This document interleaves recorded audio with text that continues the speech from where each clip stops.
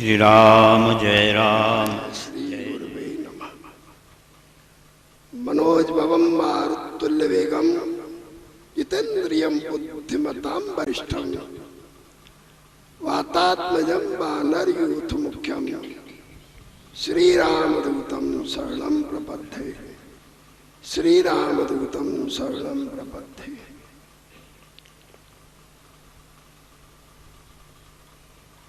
आज जीवन में पहली बार एक साथ दो व्यास अलग अलग आसन पर बैठे दिखाई दे रहे हैं।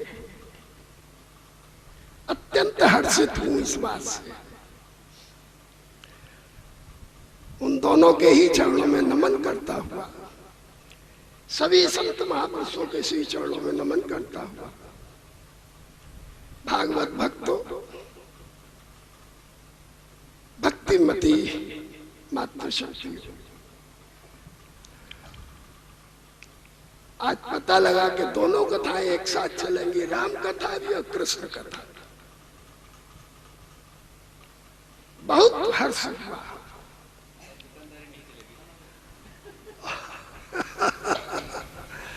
थोड़ा अटपटा सा लगता है, इसलिए कह दिया। थोड़ा अटपटा सा लगता है। शायद पहली बार अभी भागवत शुरू होगी, कल से राम कथा शुरू।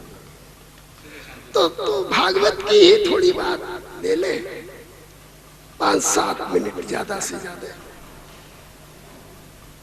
भागवत में दो पात्र हैं। एक श्री सुखदेव जी महाराज कथा सुनाने वाले और परीक्षित जी महाराज भागवत सुनने वाले। दो ही पात्र हैं। जरा दोनों पात्रों की ओर ध्यान से देखें। श्री सुखदेव जी महाराज जब गर्भ में थे तब भागवत का ज्ञान लिया। परिणाम उसका ये निकला कि जीवन पर्यंत भागवत में हो गए। परीक्षित जी महाराज को लीजिए। जब परीक्षित जी महाराज अपनी मां के गर्भ में थे उत्तराखंड में, अश्वत्थामा ने ब्रह्मास्त्र मारा वंश नष्ट करने के लिए। भगवान कृष्ण अंगुष्ठ मात्र रूप धारण करके गर्भ में प्रविष्ट हुए। गर्भ में ही परीक्षित को भगवान का साक्षात्कार हुआ। परिणाम ये निकला कि गर्भ से बाहर आकर के, क्या ये वही है जिसको मैंने गर्भ में देखा? क्या ये वही है जिसको मैंने गर्भ में देखा?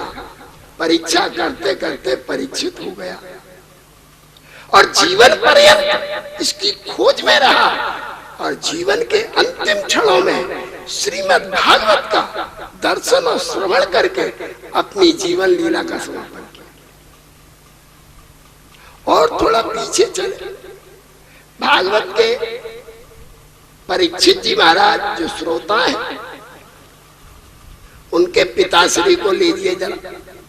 पिताश्री अभिमन्यु जब गर्भ में थे तो चक्रव्यूह भेदन सीखा। परिणाम उसका क्या निकला? जब महाभारत का युद्ध हुआ, जिसने गर्भ में सीखा चक्रव्यूह भेदन, महाभारत के युद्ध में उसने ही चक्रव्यूह भेदन करके अपनी जीवन लीला का समापन किया। कहने का तात्पर्य यह है कि भागवत जी चिल्ला चिल्ला के जोर से कहते हैं। मेरी बात आप समझ रहे हैं कि नहीं? मैं नहीं जानता, तो मुझे गुजराती नहीं आती। भागवत जी चिल्ला चिल्ला के जोरदारी से कहती हैं कि यदि गर्भ सुधर गया तो भविष्य सुधर जाएगा, और भविष्य सुधर गया तो समूचा राष्ट्र सुधर जाएगा। विडंबना आज यही है कि गर्भ बिगड़ गया। जैसे ही गर्भवती माता हुई, डॉक्टर के पास गई। डॉक्टर ने कहा बेड रेस्ट करो। अब समय कैसे पास करे? टीवी खोल लिया, खूब मार धाड़ के सीरियल देखे, उल जलूल सीरियल देखे, जो नहीं देखना चाहिए वो भी देखा। जो देखा सुना वो गर्भस्थ शिशु पे अंकित हो गया। परिणाम उसका जब गर्भ से बाहर आता है आज का बालक, जहां 4 साल का होता है खिलौने वाले की दुकान पे जाता है, जनरल मर्चेंट की दुकान पे जाता है, सबसे पहले गन उठाता है आज का बच्चा, दूसरे नंबर पर गाड़ी उठाता है। आज का कोई बच्चा भगवान का चित्र नहीं उठाता, क्योंकि गर्भ में नहीं मिला उसे संस्कार नहीं। आज जगह जगह भागवत होती है, जहां देखो वही भागवत, जहां देखो वही भागवत। अरे पुराण तो और भी बहुत है, भागवत ही क्यों? केवल भागवत इसलिए कि गर्भ से भागवत आरंभ करती है, गर्भ से संस्कार देना भागवत आरंभ करती है। गर्भ सुधर जाएगा तो पूरा जीवन सुधर जाएगा। भागवत में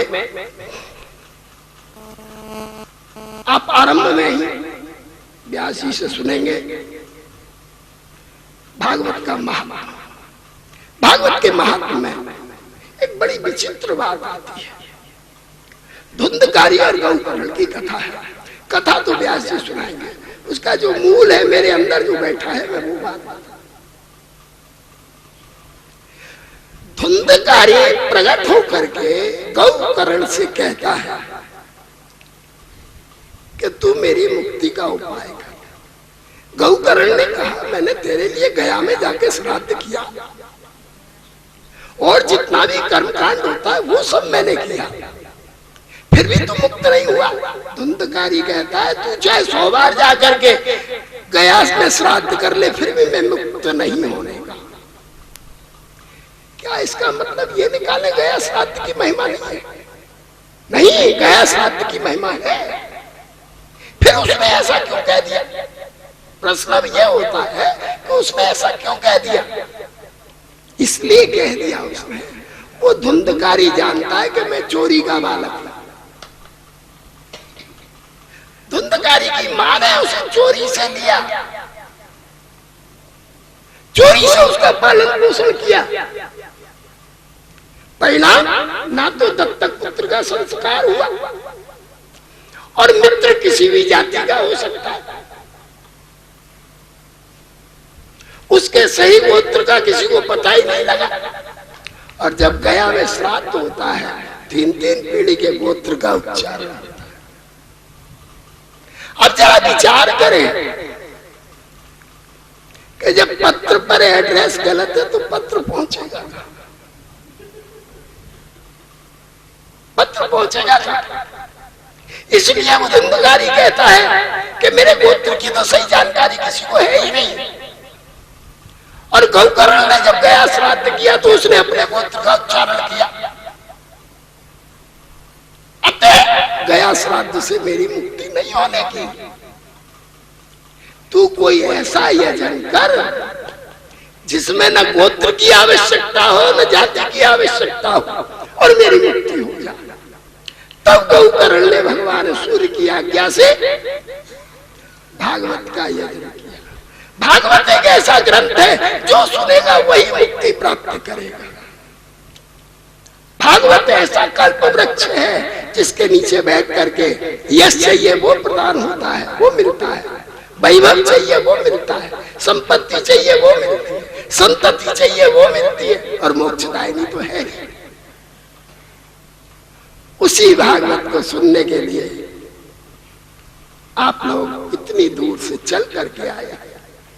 तीर्थ का अपना बड़ा भारी महत्व है और जिस तीर्थ में आप कथा सुन रहे हैं वो तीर्थ तो इतना दिव्य है कि जिसका वाणी से वर्णन ही नहीं किया जा सकता।